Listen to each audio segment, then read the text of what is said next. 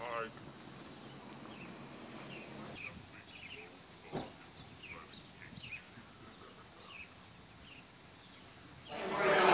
manufacturing charges. I've been incarcerated for 7 years. I'm doing a 47-year sentence, 20 in, well, 27 in and 20 out. I go up for parole this month actually, on my 20-year sentence. And just because I have I'm actually doing 27 years and I have 20 years on paper. But even though I'm doing 27 years in prison, that doesn't necessarily mean that I'm going to be doing it the whole 27 years. You do a third of your time before you come up for parole. So I'm going to do a third, which is 6 years and 7 months or something like that, and I come up for parole. And then I'll have my other case, either he'll parole me to the streets or he'll just send me to my other member. It's up to you after parole or what they do. I think that if I hadn't have gotten as much time as I've gotten, I think that if I would have come to prison for a year, and turned around and got back out again, I think that I would probably still be doing drugs. Whenever I first started out, I started out at higher security, at Naval or at COCF actually, and it was more of a lockdown, we was locked down like 23 hours a day.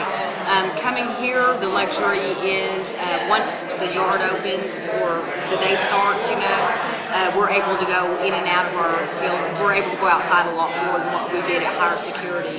Whenever I got here, I thought we were at the wrong place, because here we come pulling up and these, fence starts opening up, and I'm thinking, well, what are we doing here?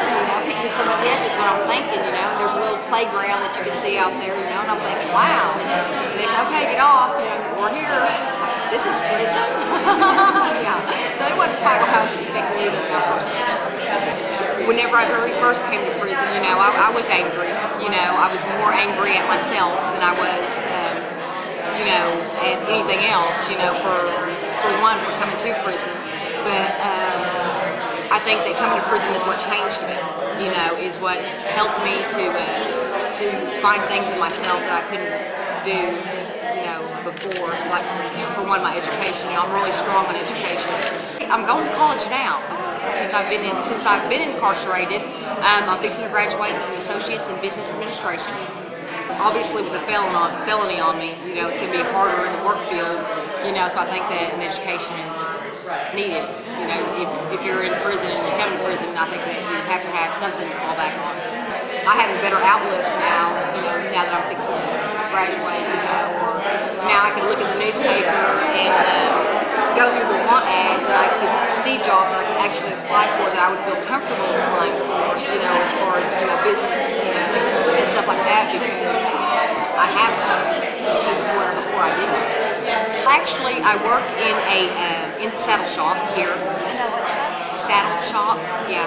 And so I'm wanting to incorporate my saddle building with my degree, and hopefully go into business for myself eventually.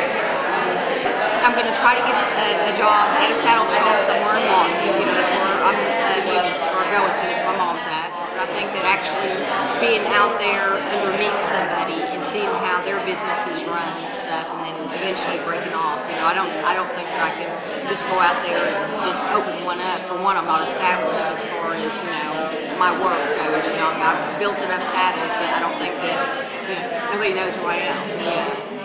I think I've worked in the saddle shop here for 3 years. I train people, new people that come in to help them learn how to build saddles. We make belts, build fold tools, pretty much anything in there. We tool our own stuff, and I think that, I don't know, it's just like running a shop. We have a site on the internet, you can go to DOC and look up the saddle shop, or you can even call them here, and my boss would, email you stuff, as far as able to look at, things that we do and what have you, which is pretty nice. I think right now my main thing is I refuse to leave prison the same way I came in, and I refuse to go back, but I'll not forget where I came from. I'll not forget it. Doing the lifestyle, selling drugs, making money, it was fun. I'm not gonna lie, it was fun. If it wasn't fun, so many people wouldn't be doing it.